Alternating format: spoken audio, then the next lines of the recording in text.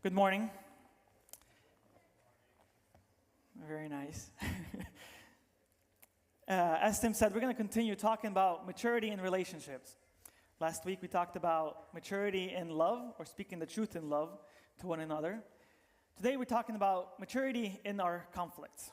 How we're supposed to deal, how we're supposed to react. First of all, that we don't get into conflicts with one another. And two, so that we know how to get out of it.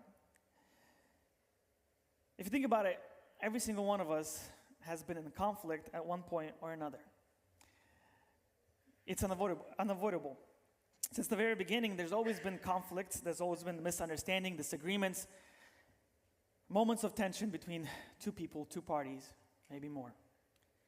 And you think the first conflict that happened in the Bible, Cain and Abel, happened over misunderstanding or greed.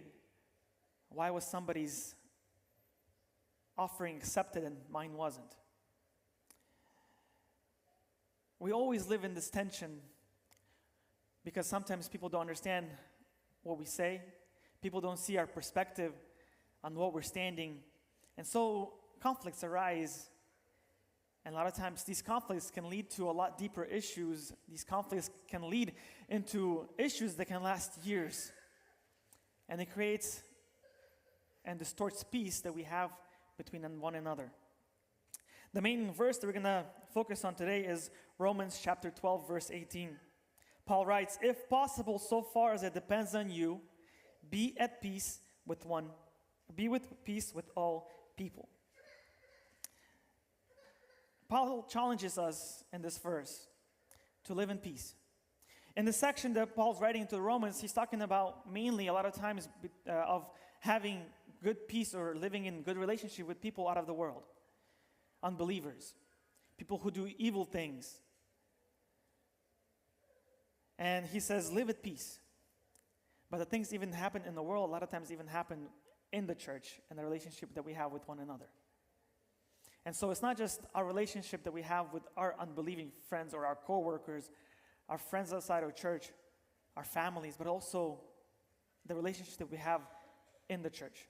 The conflicts that may arise in the church because of misunderstanding, or a lot of times our ego that wants to take our first spot. Paul challenges us by saying, live at peace. And at the very beginning, as you see, it says, if possible. If possible on our end, as far as it depends on us, to do everything we can in order to live at peace. This is the challenge for every single one of us because it's so easy to stand our ground. It's so easy to be haughty-headed, to push our point across and to say that I won. This world, what it teaches is you are the most important person in your life. And because you're the most important person, you're supposed to win every argument. Every single thing that happens around you should be for you. And if you lose, then you're the weaker person. And many people maybe have this counter, how much times they have won an argument, and by doing so, they have won over that person. But that's not what Paul teaches. He says, live at peace, be at peace with all people. Maturity is not measured by who is right. Maturity is measured by who is willing to pursue peace. A mature believer, a mature Christian, a mature follower of Christ is not the person who wants to be correct all the time, who wants to prove his point. But a mature person wants to have peace. And today's story that we're going to mainly focus on is Genesis chapter 13. And if you have your Bibles, you can open it up to chapter 13 and follow along because we're going to take a couple of points from this story and apply it into our everyday life. I'm going to read the full chapter just to get the full context of what's going on. And this is right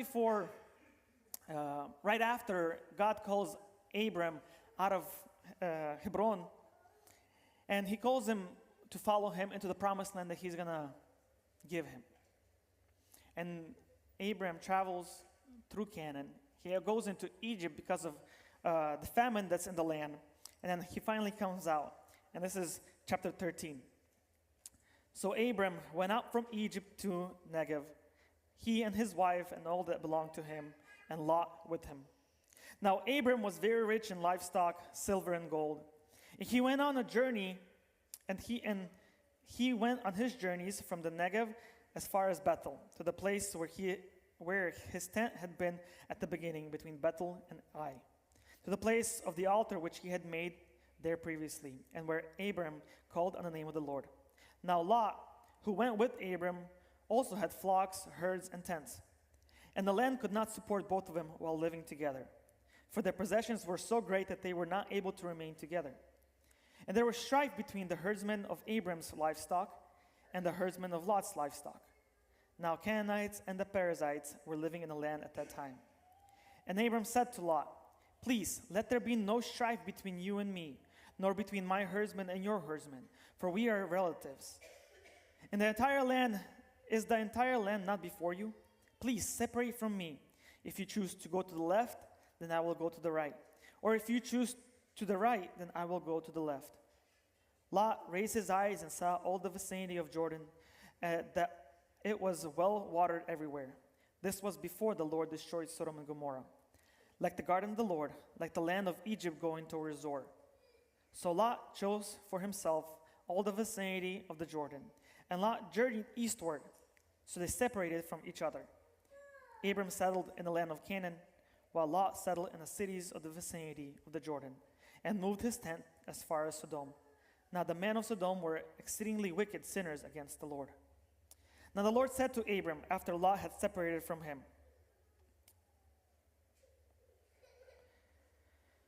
"Now raise your eyes and look from the place where you are northward and southward, and eastward and westward. For all the land which you see I will give to you and to your descendants forever. I will make your descendants as plentiful as the dust of the earth, so that if anyone can count the dust of the earth, then your descendants could also be counted.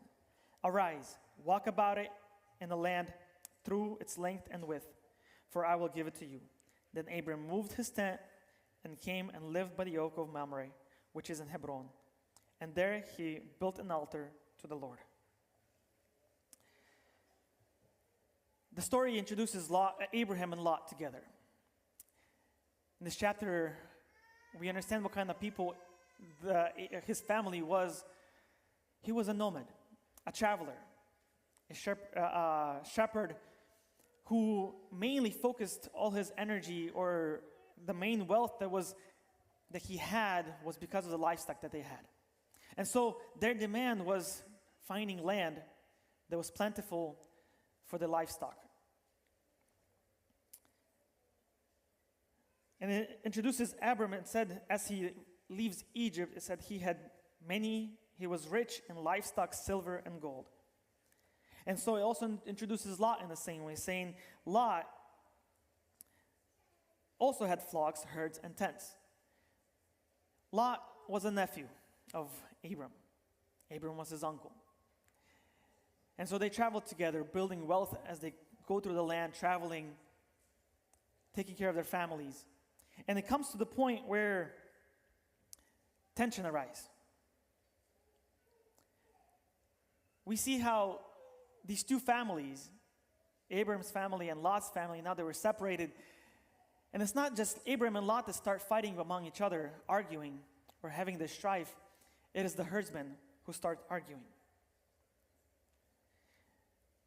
The land that they were traveling through, the company that was with them, probably a lot of helpers, other slaves, workers. It was a magnitude of people. It wasn't just a family who was traveling through. And so all the flock that was with them, they needed more space. Who here grew up with living in the same room with a sibling? You probably understand that living in the same room creates sometimes tension between siblings. Maybe when you're smaller, it doesn't really matter. There's plenty of space to move around. But as you get older, the room gets smaller. There's less space. And a lot of times arguments happen, right? what room belongs, or what space belongs to who. Where's my desk? Where's your desk? Which side of the closet is my clothes? Which side of the closet is your clothes? And so, in the midst, arguments and this strife can happen even in a small little room. And may I ask you the question, who creates the rules of the room? The younger sibling or the older sibling? The older sibling, right? He has the authority. He controls what happens in this room.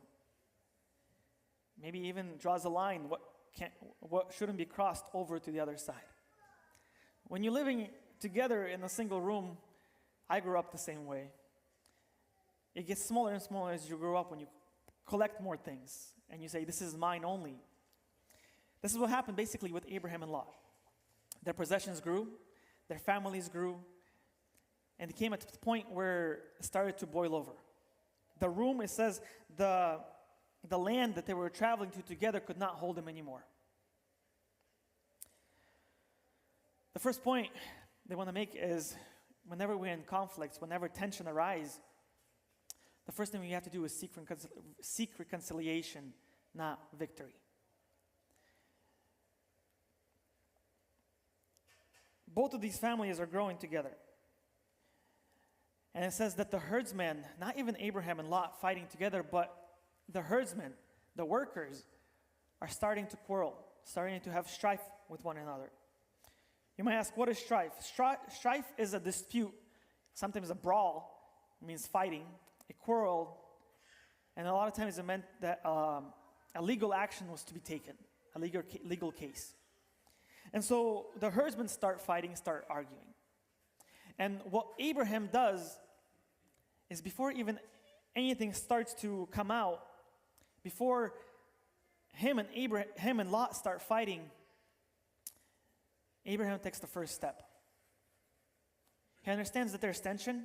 He understands that there's no room in the land for both of them to be present, and something needs to change.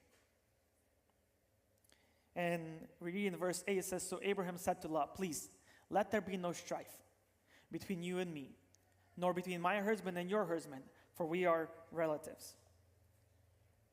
And you think, Abraham is the uncle. Abraham is the elder. Abraham is the leader. Abraham is the one who came out of Hor, and the one who was God called out, and Lot's the one who kind of tagged along. You would think he had the right to set the ground rules, to say what needs to be done, to push his agenda first.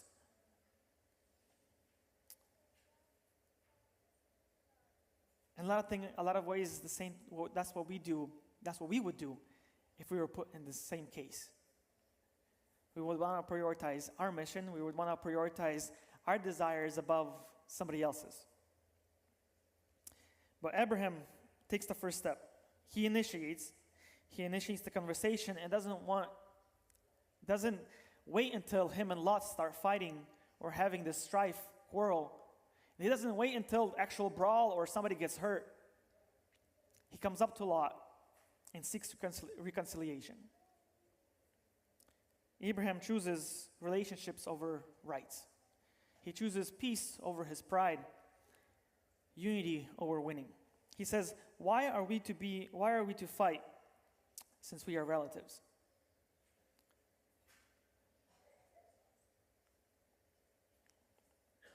Look at our relationships that we have between us. Not just with our families, now with just our coworkers, but even in our church, between believers. How often do we think that we are higher than somebody else? Maybe sometimes we think that our ministry is above another ministry.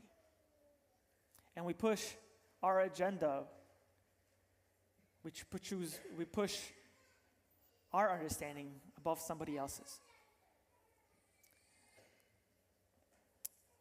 And if you think about in the ministry sense, it could be not the leaders who are fighting, it could be not leaders who are arguing or having a discussion, but it could be the people who are serving. People who are arguing what space to use, who had the room first, and misunderstandings happen. And what Abraham does is he chooses peace. Paul, in that verse 12:18 says, be at peace with all people. To choose peace, to desire peace. And to do so, we have to take the first step. To do so, we might have to make the first step and ask, communicate, to come to a conclusion. Matthew 5:9 says, blessed are the peacemakers, for they will be called the sons of God. Our call is to have peace. Our call is to be peaceful with everybody. In Romans chapter 14:19 it says, so then we pursue the things which make for peace and the building up for one another. Means we initiate, means we want to have peace with every single person. Even if maybe conflict already happened, I take the first step. I move on first. Take the first step towards peace, and even if you didn't start the conflict. Abraham, herdsmen were fighting. He understood that he had to say something. He understood that I need to make peace.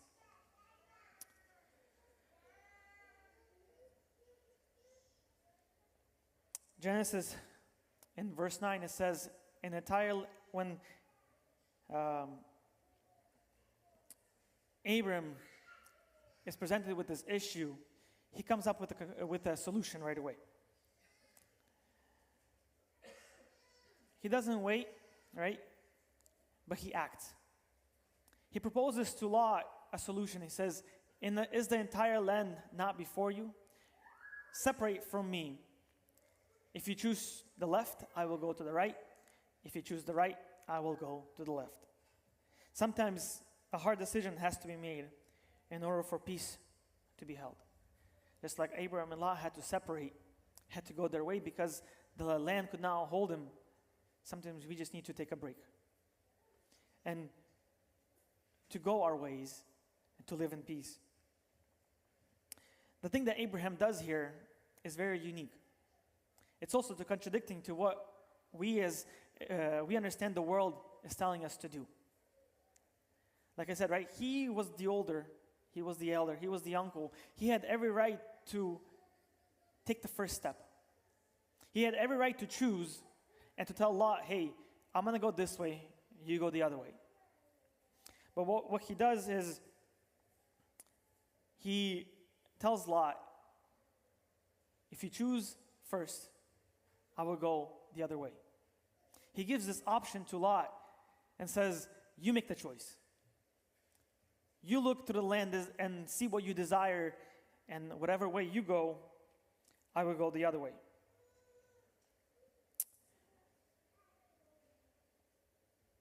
Abraham wasn't the problem. He didn't cause the conflict. He didn't create a tension. But he wanted to come up to a solution so that him and Lot could still live in peace with one another. You know, sometimes, if you think about it, if Abraham didn't come to this conclusion, if this brawl and this arguments of who has which land boiled over, and they separated not on the best terms, who knows what their relationship would have been like after?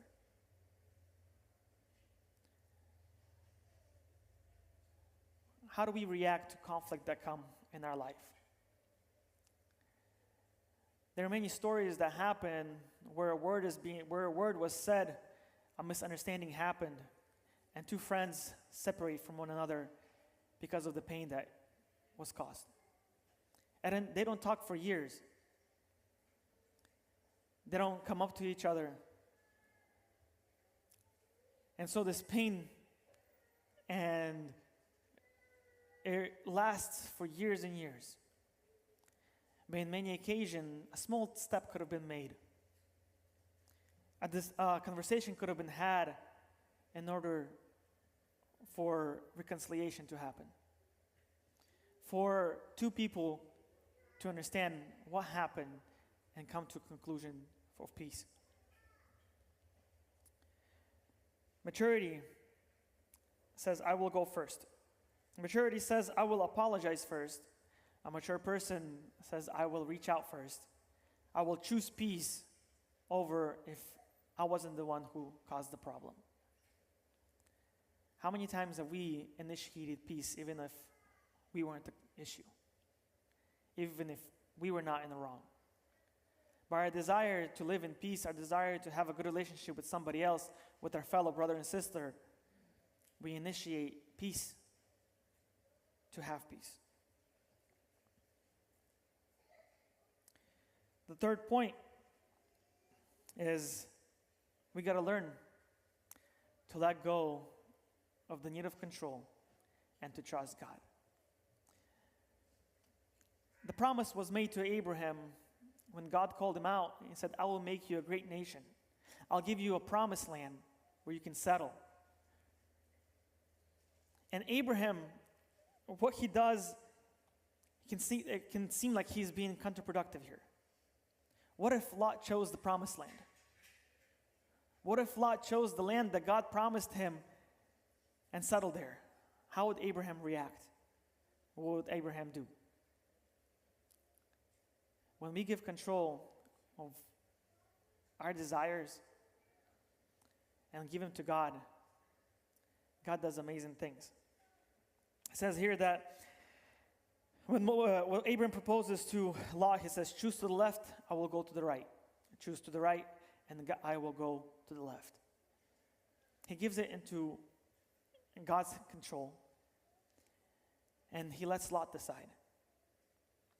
And Lot, as it's written, looked up, saw the valley, saw the cities, the vicinities, the land, and he chose to go eastward. And Lot could have selected him the land that God promised to Abraham. And based on that choice, Abram offered Lot to choose north or south. Lot's decisions to go east takes him out of the canon, away from the blessings that he enjoyed with Abram, and he chooses to go eastward. In many ways, eastward always meant to go away from God. Lot chooses to go east, and we know the stories that happen after he as written, he settled in a land between the cities of Sodom and Gomorrah, and it says the people were wicked. A lot of times we think that our choices, when we say I want the best for myself, we choose with our eyes. We see the land, we see the pastures, and we go that way. Not a lot of times thinking which way that is. And what Abraham does is he trusts God. He trusts him that no matter what, God made a promise to me, and he's going to fulfill it. And in verse 14, the Lord said to Abram, after Lot has separated from him, now raise your eyes and look from the place where you are, northward, southward, eastward, and westward. For all the land which you see, I will give to you and your descendants forever. I will make your descendants as plentiful as the dust of the earth, so that if anyone can count the dust of the earth, then your descendants could also be counted. Arise, walk about it, the land through it, its length and width, for I'll give it to you. The Lord shows Abraham the promised land. He shows him and confirms him, because you trusted me, this is the blessing. This is the land that I'm promising you to your descendants, that will multiply and fill the earth. Let go of our need to control. When we seek peace, when we seek to live in peace with one another, not to have our own way all the time, God will do the work that He has in our life. God will follow through the promises that He has given us.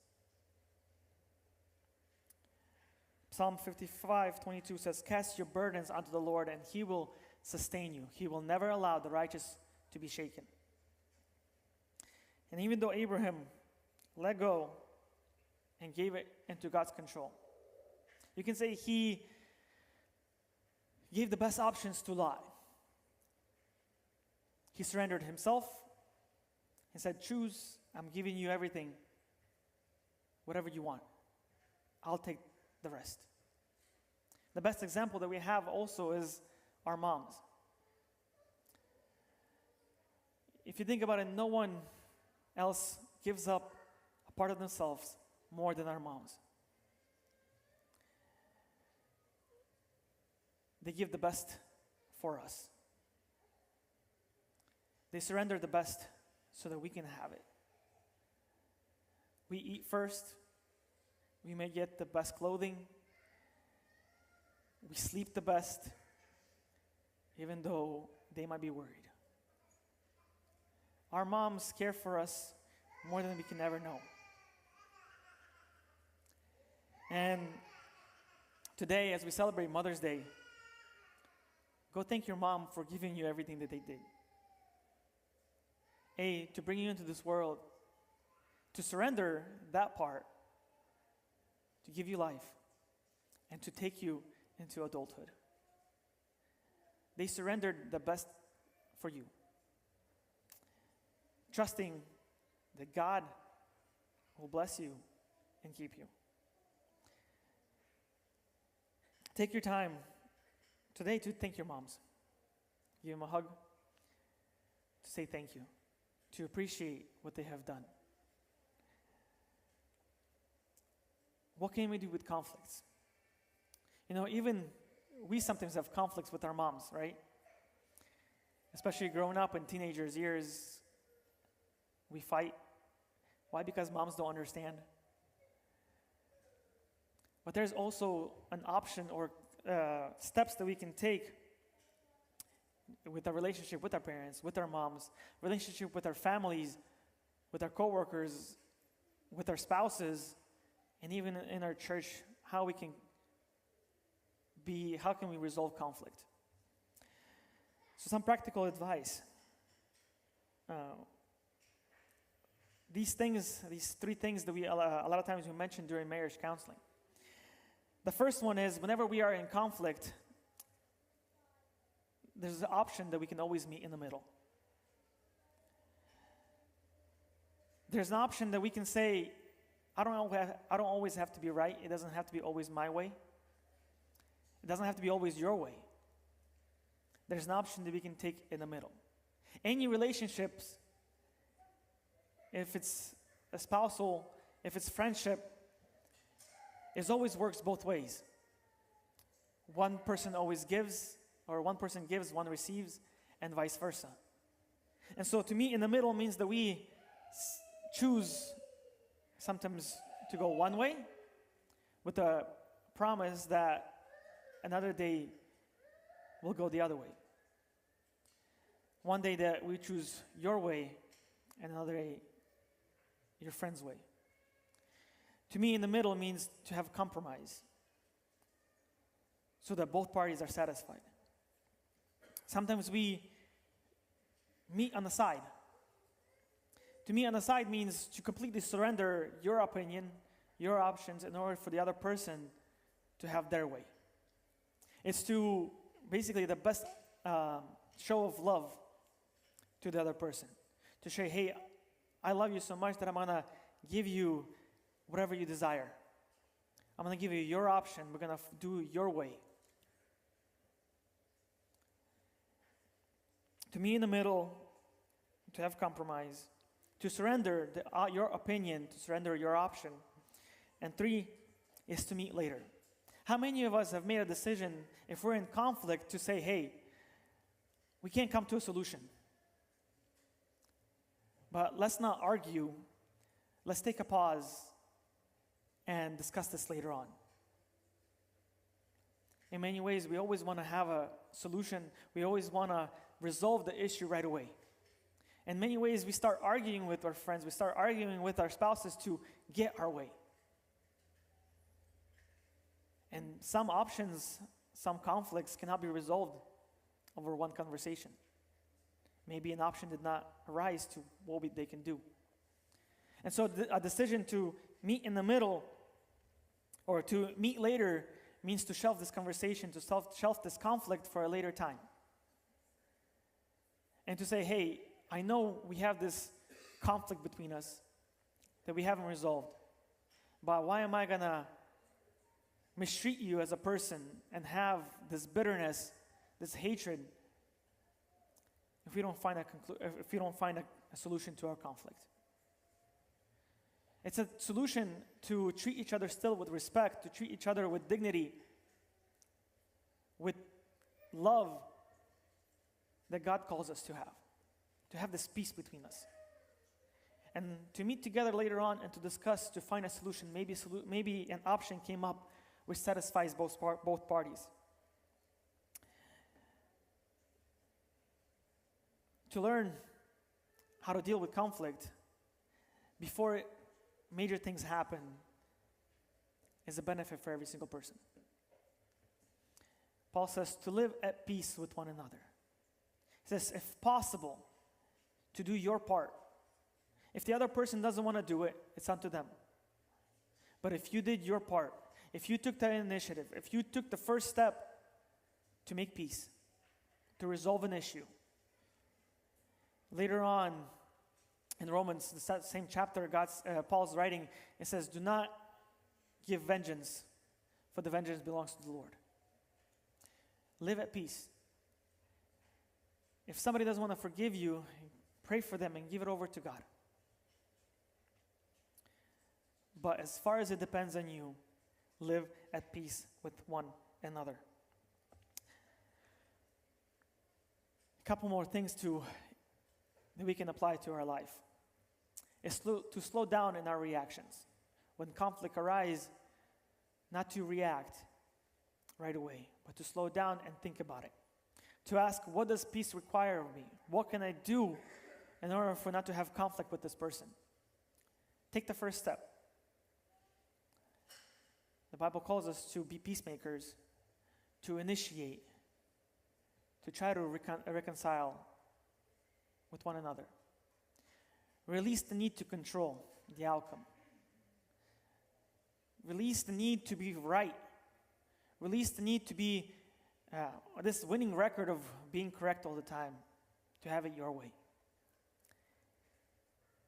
Give control to God. It says, value the relationship more than an argument. The relationships that we have with one another are more valuable than any conflict that we can have. The relationship that we have with one another, to support one another, to love one another, is more important than losing a friend. For it's more beneficial to have our friends next to us who can support us and love us than to lose them. The story of Abraham and Lot teaches us, even though we might have the right of way, even though we are first, it doesn't mean that we should be controlling over somebody else. Doesn't mean we should be pushing our values or our desires over somebody else. Abraham gave his choice, gave an option to Lot to choose first. Fully trusting God that He'll have control and He will continue to bless him no matter what happens of the outcome. At the end of the day, our relationship with people, with one another, with our parents, with our siblings, with our friends, with our coworkers, with our fellow believers, are more important than any conflict. They're more important than what I desire above all. The promise that God made to Abraham, that He will bless him. The promise that God gives us, that I am in control. The promise that I have delivered you, you are mine. Live at peace, and I will bless you and keep you.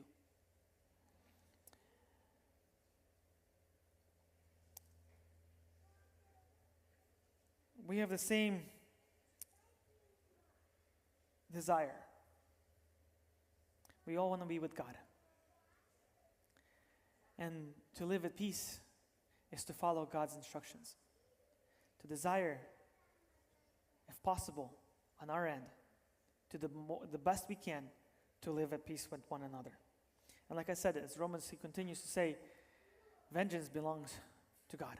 Give it all to God.